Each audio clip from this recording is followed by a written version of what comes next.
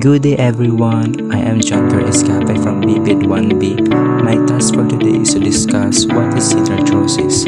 But before we start, what is joint? So let's begin. Joint.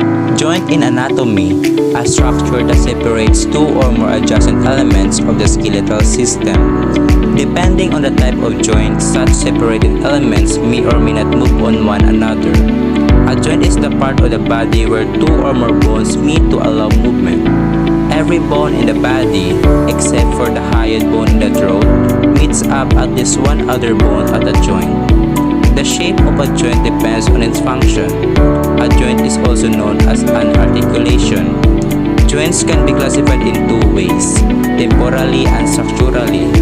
Each classification is associated with joint function. Considered temporally, joints are either transient or permanent. The bones of a transient joint fuse together sooner or later, but always after birth. All the joints of the skull, for example, are the transient except those of the middle ear and those between the lower jaw and the brain case. The bones of a permanent joint do not fuse except as the result of the disease or surgery. Such fusion is called arthrodesis. All permanent and some transient joints permit movement. Movement of the latter may be temporary, as with the rough bones of an infant's skull during birth, or long-term, as with the joints of the base of the skull during postnatal development. There are three basic structural types of joint. First, synarthrosis. Second, apiarthrosis. And lastly, the diarthrosis. What is synarthrosis? Synarthrosis. Synarthrosis are immovable joints. The singular form is synarthrosis. In these joints, the bones come in very close contact and are separated only by a thin layer of fibrous connective tissue. Synarthrosis are divided into three classes: fibrous, symphysis, and cartilaginous. 1. Fibrous joints.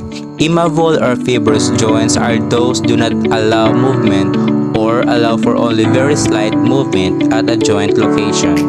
Bone at these joints have no joint cavity and are held together structurally by thick fibrous connective tissue, usually collagen. These joints are important for the stability and protection. There are three types of immovable joints: sutures, syndesmoses, and composits. Sutures. These narrow fibrous joints connect bones of the skull or excluding the jawbone.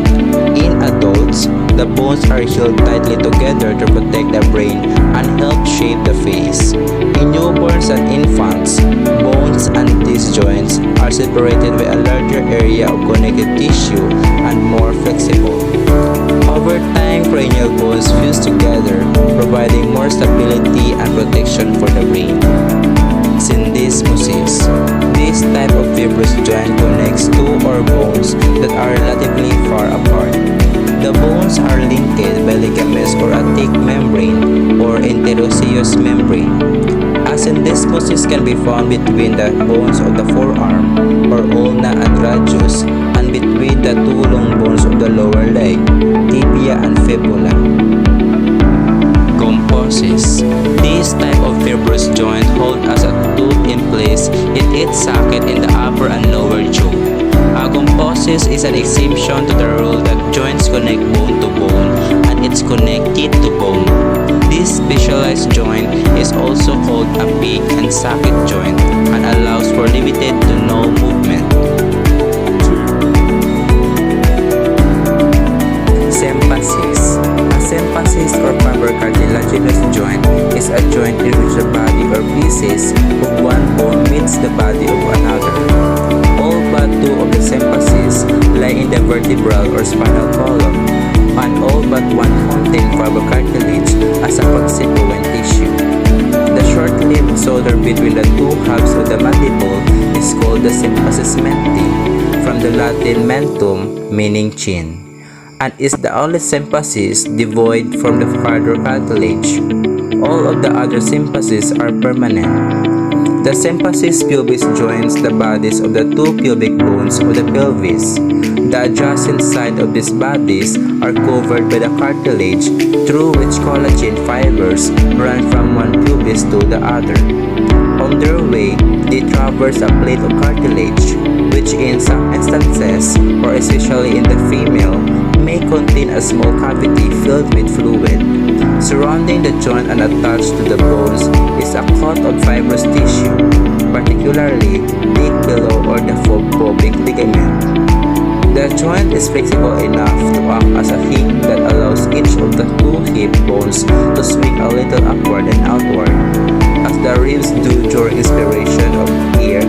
This slight movement is encouraged in a woman during childbirth because of the infiltration of the joint and its fibrous coat by fluid toward the end of pregnancy. The fluid makes the joint even more flexible. In both sexes, the joint acts as a buffer against shock transmitted to the pelvic bones from the legs in running and jumping.